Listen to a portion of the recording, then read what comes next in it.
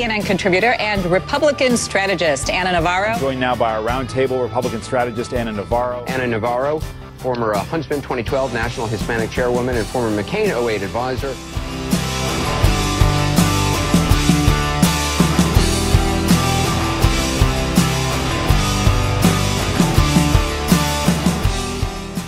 This was a game-changing week in Washington, I think. We had gun control, bipartisan gun control legislation announced. We had an bipartisan immigration deal reached, which is going to be announced shortly. No, it doesn't matter that there's 23%. The country is shifting. The attitudes are shifting, and we've got to let that shift happen naturally. Some people are going to shift faster than others. The Romney campaign basically saying that fairly or unfairly releasing more returns would be like handing ammunition to the Obama campaign. Do you buy that?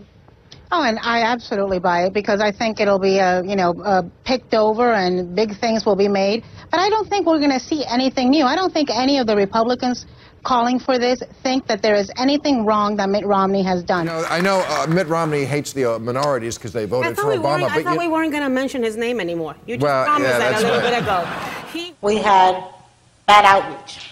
We had bad message. We had bad tone. We had bad messengers.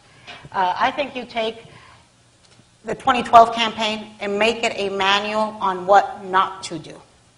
Karen is completely right. Somewhere in the process, we have lost the heart of the conservatives. Somewhere in the process, conservatives have become and sound to others as righteous, judgmental people.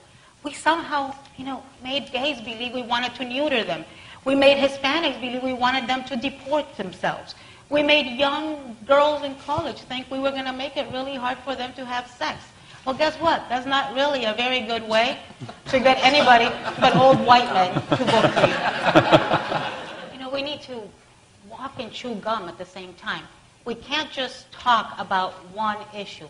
Yes, the economy was the biggest issue, but, I want somebody that talks to my head and my wallet, but that also talks to my heart and my emotions. It's a lot easier to listen to what somebody's saying about your wallet and about the economy if you like them, if you think they can relate to you, if you think they are speaking to everyday Americans and they feel your pain, something that Bill Clinton was very good at, something that George W. Bush was good at. And so, yes, the economy was the focus. Yes, the economy was the biggest issue, but we weren't getting through because we weren't relating. We need to do both.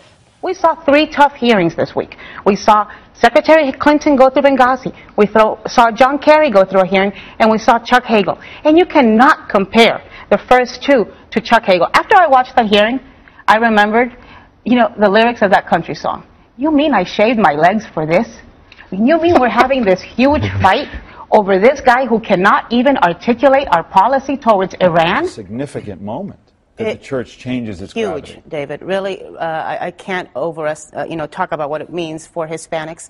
There's a lot of rivalries between Latin American countries. I can tell you we are all so thrilled at having a Latin Pope. We don't even mind. He's Argentinian. It's just wonderful to have a Pope that's going to be able to relate to the Americans, that lived in political strife, that lived under the repression, that has seen what's going on in Argentina, the poverty, the economic crisis, that can not only speak our language but can get our language, is one of us. I think you're going to see him active on issues like immigration. You're going to see that the the archbishops here will be more active in that, even though they've been very active already. Yeah, but he wasn't raised Mexican. It wasn't, we know that it was very particular circumstances of a Mormon colony that had moved to Mexico. But he was born in Mexico. Well, and John McCain was born in Panama, but he's not Panamanian. He's American, And guess what? I was born in Nicaragua, and I want to be a Cuban-American, Nicaraguan, Mexican from Miami. So,